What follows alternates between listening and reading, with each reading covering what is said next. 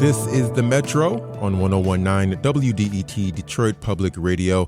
I'm Kerry Jr. II. Detroit is often broken into two camps, the downtown and the neighborhoods. At last night's State of the City address, Mayor Mary Sheffield declared she was investing in the latter, between cash assistance for pregnant moms, potential pay increases for city employees, new initiatives to help young people, and plans for more affordable housing. Sheffield is saying she doesn't want to have two Detroits. She wants everyone to thrive in the city. But Detroit has big problems: homes that need repairs, poor public transit, and generational poverty. And as federal funds are drying up, Sheffield's administration will have to find a way to pay for all its services. How does she plan to do that? And what kind of coalition is she building to help her? To break all that down, we have Donna Gibbons-Davidson here with us. She's the president of the Eastside Community Network and the co-host of the Authentically Detroit podcast. Donna, welcome to the Metro. Oh, thank you. Now, you were just telling me about the vibe of the State of the City address. You're saying it felt very different than ones of recent. Can you just kind of describe what the energy was like when Mary Sheffield came out and spoke to the city of Detroit about its future? Yeah, well, let me start with this. It was at Mumford High School. Yeah. And I was a little girl not far from Mumford in the Bagley neighborhood. I went to school. My first school was Bagley Elementary School. And as a child, I remember proudly singing the Black National Anthem. And we were talking about the 1960s and 1970s. And it always brought me so much pride. And I loved the song. And it was sung so beautifully there. So it was at Mumford. My eldest sister attended Mumford in the late 1960s at a time when you could not go straight into Cass Tech. So her ninth grade year, she was at Mumford, and then she transitioned to Cass in her 10th grade, 10th through 12th. My grandmother taught French, Spanish, and Swahili at Mumford. And so Mumford feels like home. My first boyfriend attended Mumford High School. Being home in a Detroit neighborhood that was actually my neighborhood of origin just felt so wonderful to me.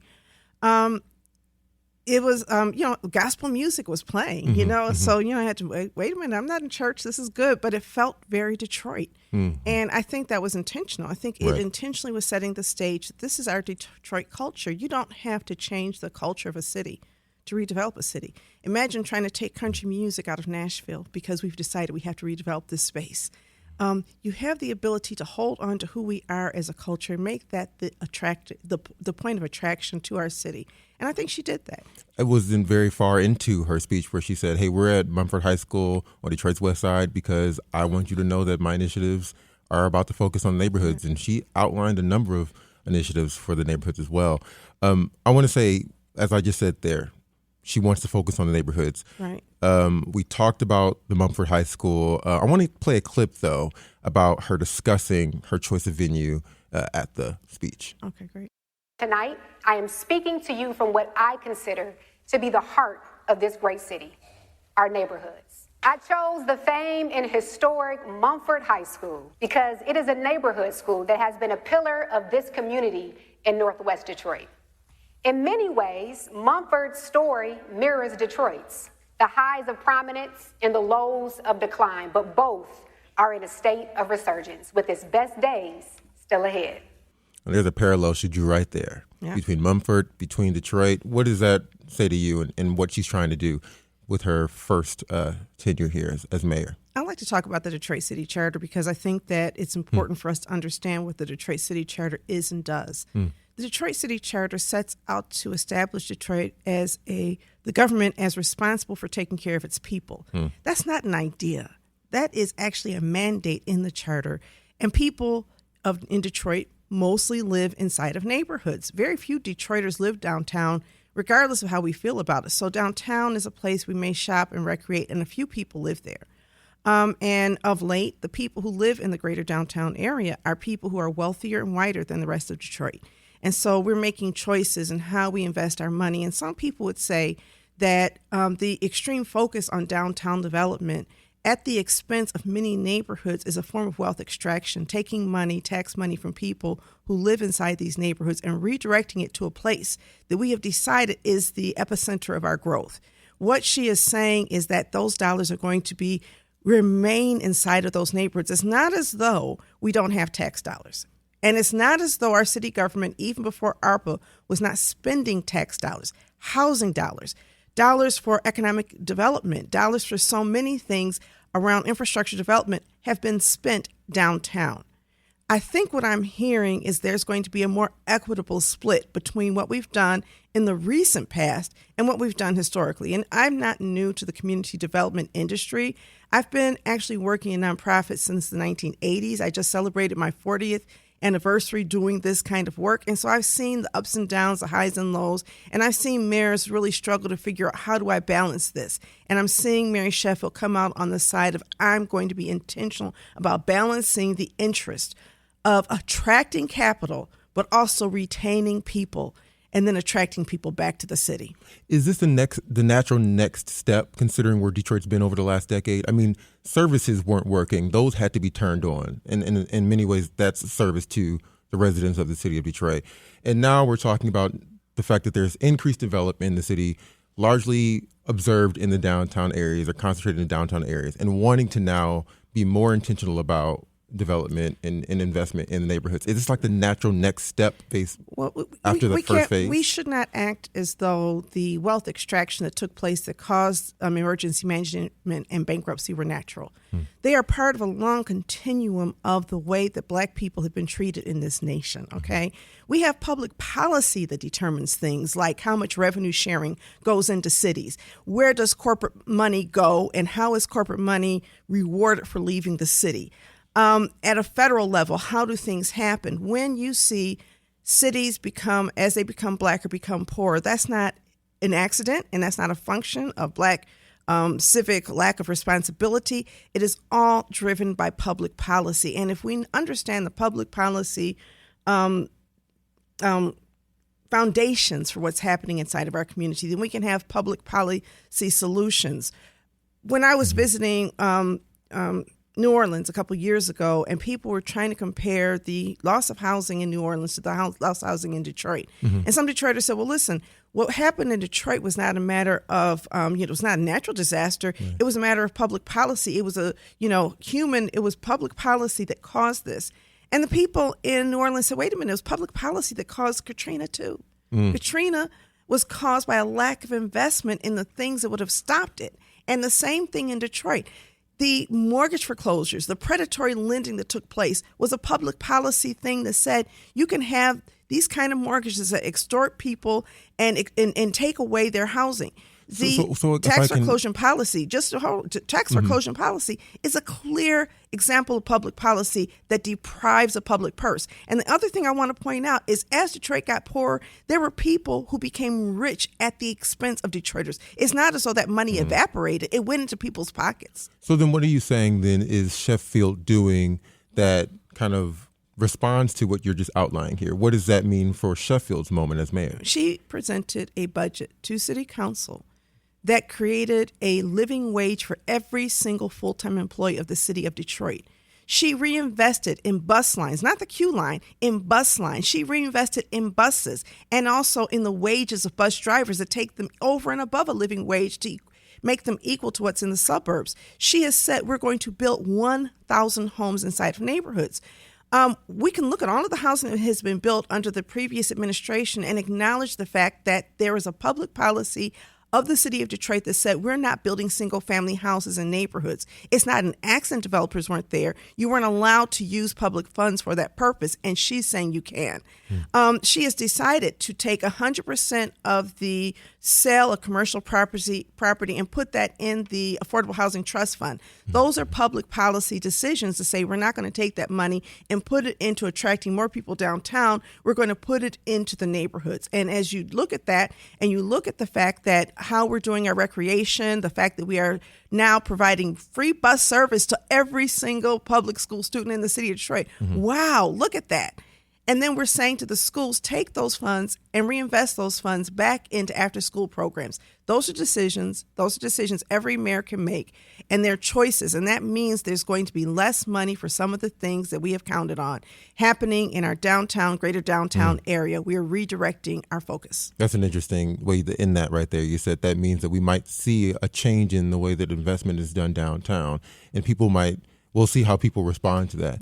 But you've outlined, I will say, a lot of different programs that we will get to in this conversation.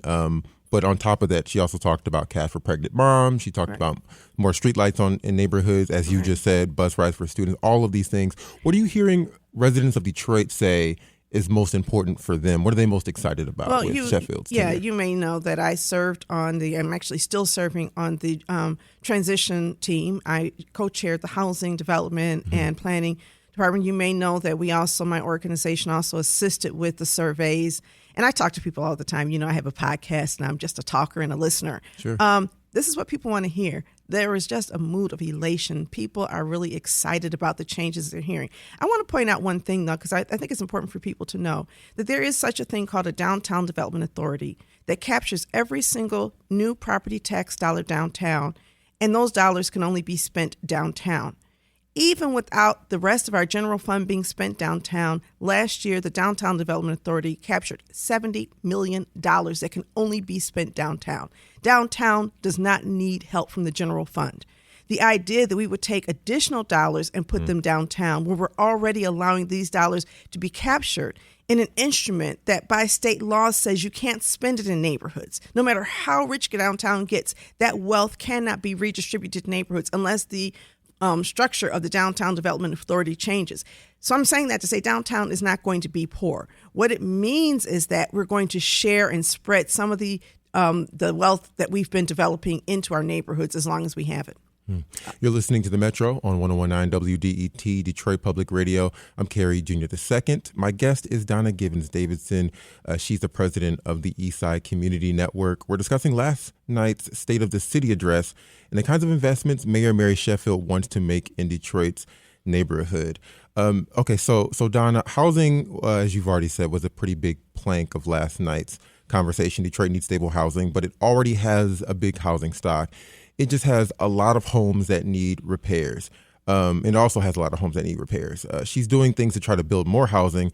Do you think she should be focusing more on repairing the homes in the housing stock that Detroit already has? I think that we have to have a balance. We had a very aggressive push under the previous mayor to tear down every home that was vacant and in poor condition. And a lot of those homes could have been rescued, and a lot of them weren't. And actually, organizations like mine are still trying to repair some of those homes. But every time you tear down a home, you leave a hole inside of a neighborhood. And when you talk to people who live inside of the neighborhoods, they want to see their neighborhoods rebuilt, okay? They want their neighbors back. If you're living on a block and you're the only person living on the block, you want other people there. And there's a way to do that. There's a way to balance it. We are, as an organization, we're committed to home repair. And I definitely think that it would be great to have the city say we're going to repair every vacant or every blighted home in the same way the city said we're going to tear them down. Because when the city decides to do that, then, you go to bond financing and other ways of trying to secure the funds to do that. But I think you have to balance it. I think that we definitely need to invest in home repair, and that's going to be, it's a heavy lift. And I support that. I also support the acquisition and rehab of vacant homes because there's so many people in our community who need affordable housing. Detroit's culture is a single-family home culture. If you grow up in Detroit, you know that most people in Detroit had a front yard and a backyard and neighbors who had a front yard and a backyard, and you went door to door, whether or not it was a two-family flat or whether it was a single-family family living inside that home. And so I think also this housing policy and this focus on 1,000 new homes is, a nod to that culture of ours, that we actually want yards. We're not trying to be like New York. We're not trying to be like Chicago. And it feels as though when we have the opportunity to use our public purse, we can either use our public purse to make us more like some of these other big cities or, again, to lean into Detroit culture, which is why it was so important that we were in a neighborhood with bungalows and brick homes and colonial style homes where we're Can we build more of those homes back? Is that possible? Most times new builds are not the same as what we have known to be those classic styles. I mean, I don't know that we even have to always have the classic styles. I think that you have to have housing that's compatible with the classic styles, and it can always be made, renewed with new materials. Can we build new homes? Yes. Can we do it affordably? Yes. But it's going to take a lot of public policy to make it affordable, and they've already taken a lot of moves to do that. For example, expediting the permitting process. For example, creating homes where the designs have already been pre-approved from the city so that you don't need all of the architectural expenses and other upfront expenses to do the work. Can you also, at the same time, donate money for home repairs for people who have homes but need help repairing them? Are those able to be done at the same time? You have to do both. You have to do both, and there are a lot of people who are working on it.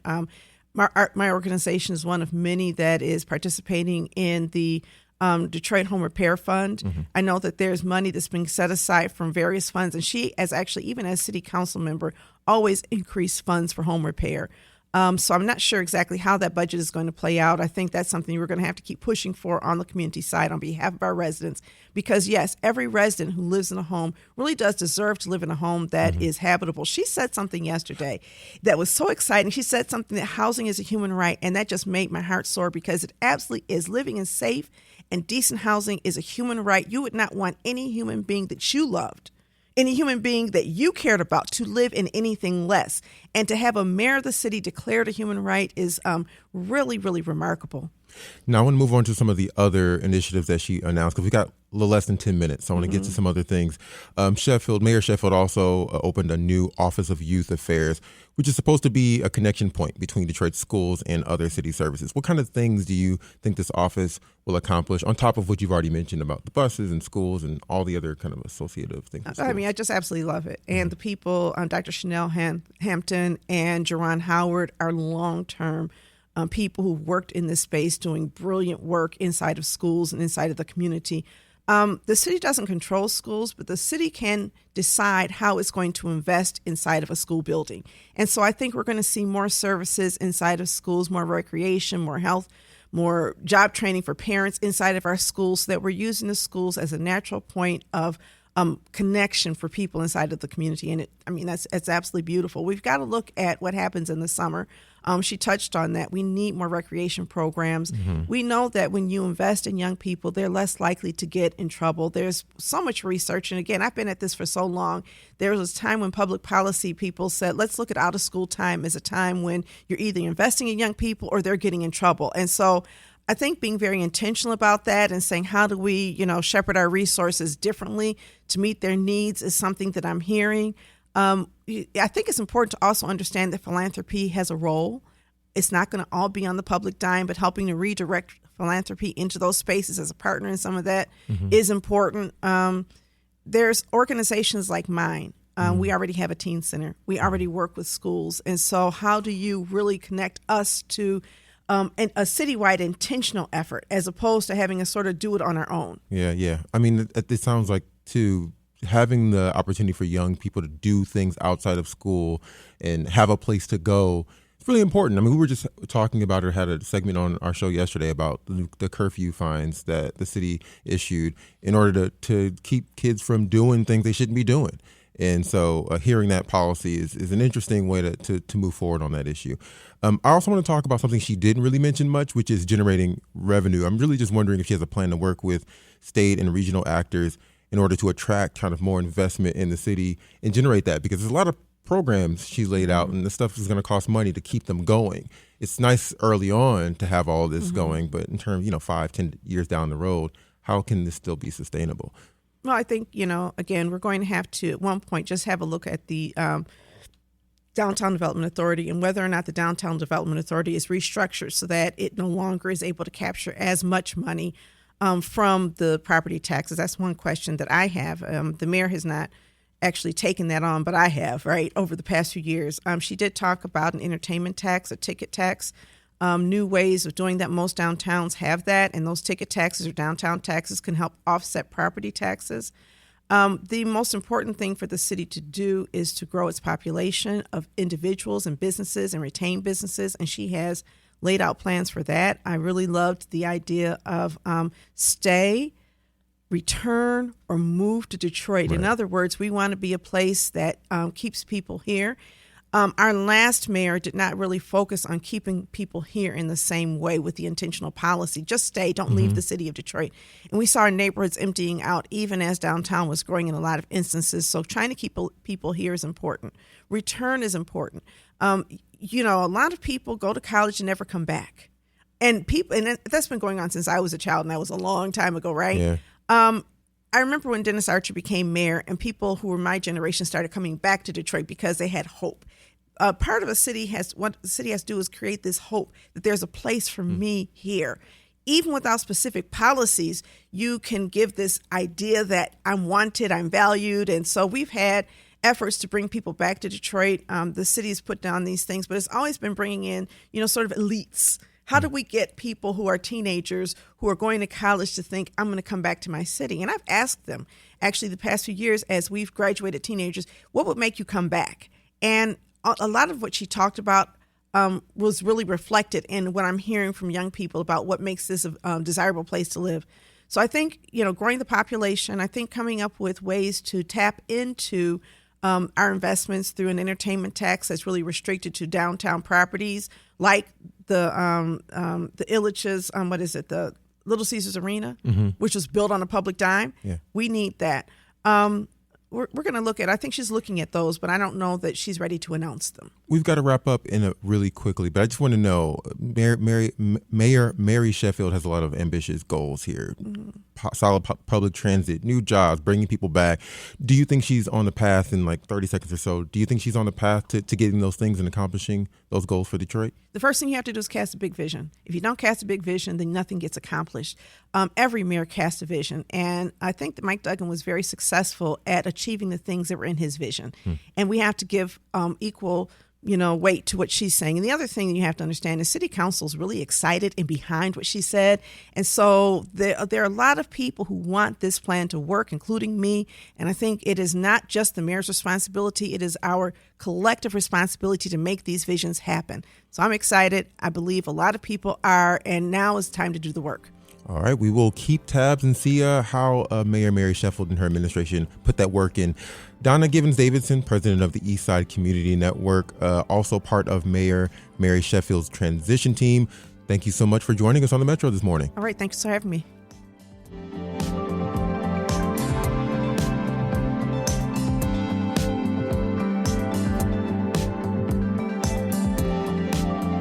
All right, up next, do you use online reviews to help you decide where to spend your money? Researchers have found some surprising consequences of reviews. We'll hear about them all up next on the Metro.